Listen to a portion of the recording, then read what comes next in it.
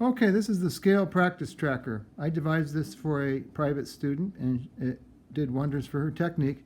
I think it will shoot you give you a quantum leap forward in your technique if you diligently do it.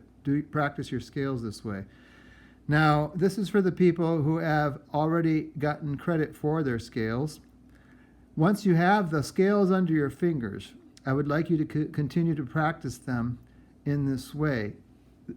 There's actually more keys below, but this is piano 2, so let's just look at this, all the white key and black key scales, okay? Just in the major. All right.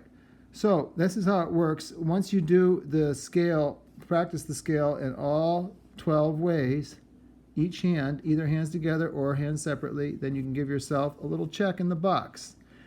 And that's how you do it. And it's an honor system. After you've practiced the scales, you give yourself a check or an X or a happy face or a sticker, whatever. And you keep track of all the scales you've been practicing this way. Okay, so here I'm going to demonstrate the way the scales are played. It's kind of self-explanatory. First we have loud. I will take D major. I'm in a D major mood.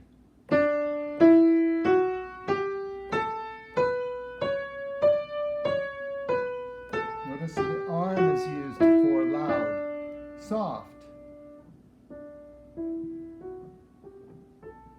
Like an echo.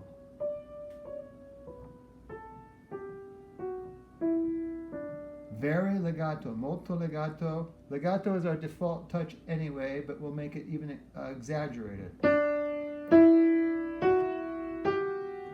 Sometimes I think of it as two notes holding down at the same time.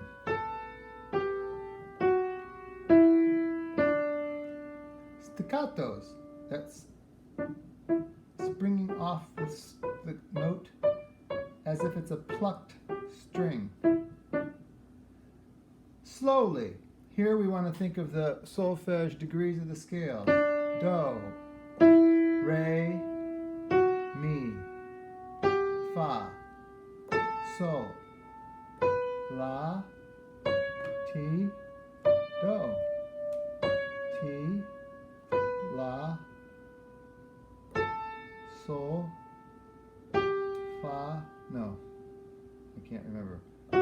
Mi, re, do.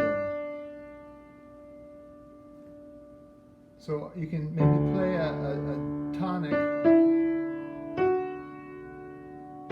so you can hear two tones for the slow scale as well. Accents, very important. Accents are how we discern what word is being spoken. We have accents when we speak, we have accents when we play. If you change your accents when you speak, you will not understand what the person is saying, most likely. Same thing is true for the music. So you need to play with proper accents.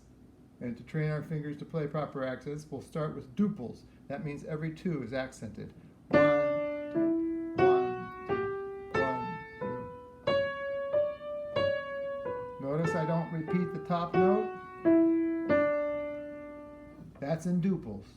If you do triplets, it takes 3 octaves to be equal, come out even. So it's 1, 2,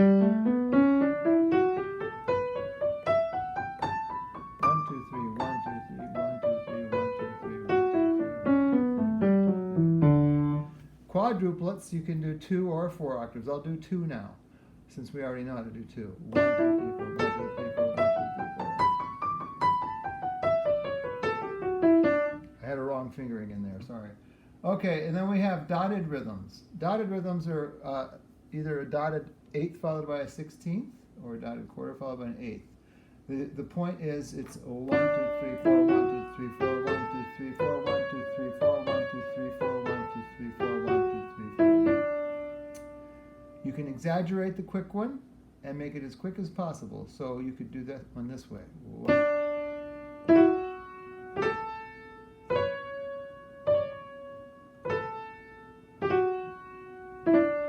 That's dotted rhythms.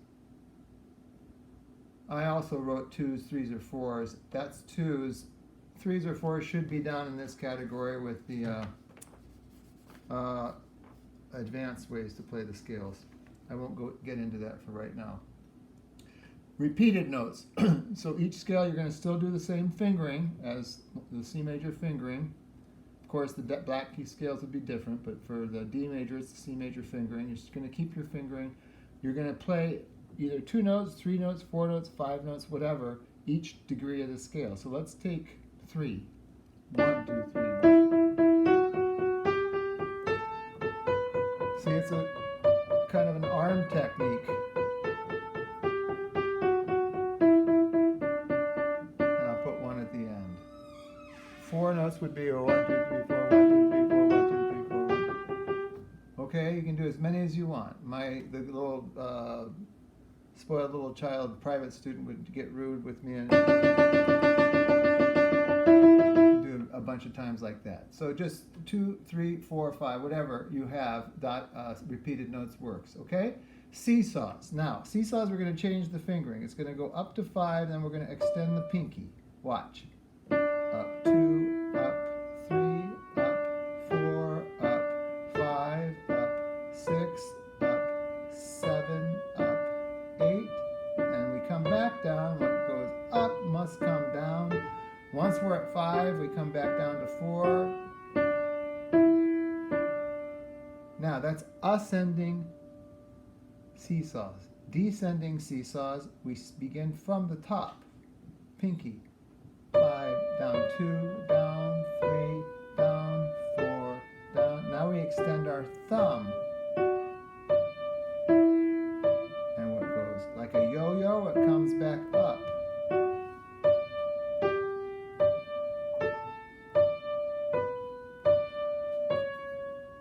So our wrist is a little bit like a seesaw. And you can go faster then.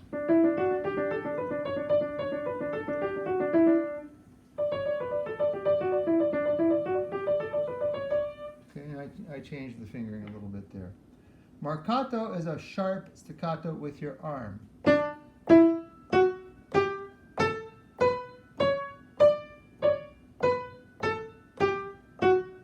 You can't be too high because you'll miss the key like I did on the C sharp coming down.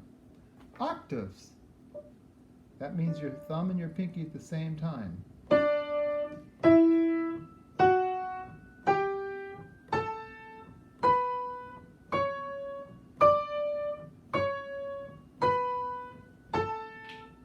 Relax your knuckles in between each. No. Broken octaves means like this. It's like a seesaw, but just for the octave.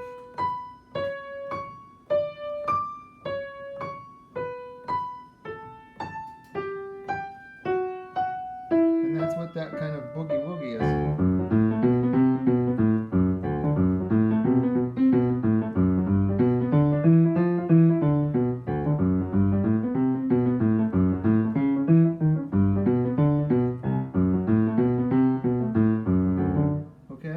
And then you have as fast as possible, and you have to have every note there.